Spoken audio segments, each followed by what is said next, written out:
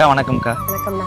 பாப்பரெட்டிப்பட்டி சட்டமன்ற தொகுதி வேட்பாளராக அண்ணன் நியமிச்சிருக்காரு. ஆமாங்கண்ணா. நீங்கள் எப்படி பார்க்குறீங்க? மக்கள்கிட்ட எப்படி நீங்கள் நம்மளோட கட்சி கொள்கையும் கோட்பாடையும் எப்படி கொண்டு போய் சேர்க்க போகிறீங்க? உங்களுடைய பேருங்கக்கா? அண்ணா என் பேர் அர்ச்சனா தமிழருவி. நான் பிஏ பிஎட் படிச்சுன்னுக்கிறேன். நான் ஆடு மேய்க்கிற தொழில் தான் பார்க்குறேன்.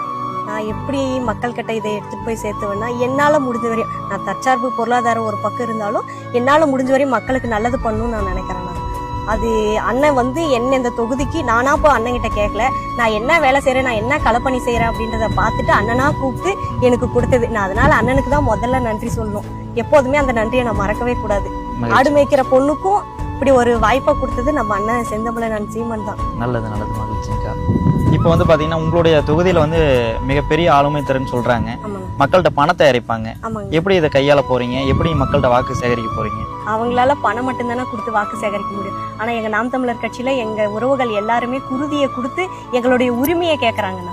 மகிழ்ச்சி மகிழ்ச்சி. நாங்க ரொம்ப கஷ்டப்படுற ஃபேமிலி தான். எனக்கு எங்க அப்பா இல்லை, எங்க அம்மா மட்டும்தான். எங்க அம்மா எங்களை நிறைய கஷ்டப்பட்டு படிக்க வச்சாங்க. நானும் கஷ்டத்துல வளர்ந்தவ தான். இந்த அரசாங்கம் அதிமுகவோ திமுகவோ இவங்களே தான் ஒரு 50 வருஷமா மாத்தி மாத்தி வராங்க. யாருக்கும் எந்த அரசாங்க வேலையும் கொடுக்கறது இல்லை. பணம் இருக்கிறவங்க வேலைக்கு போகலாம், கவர்மெண்ட் வேலைக்கு போகலாம். பணம் இல்லாத நாங்கள்லாம் என்ன பண்றது?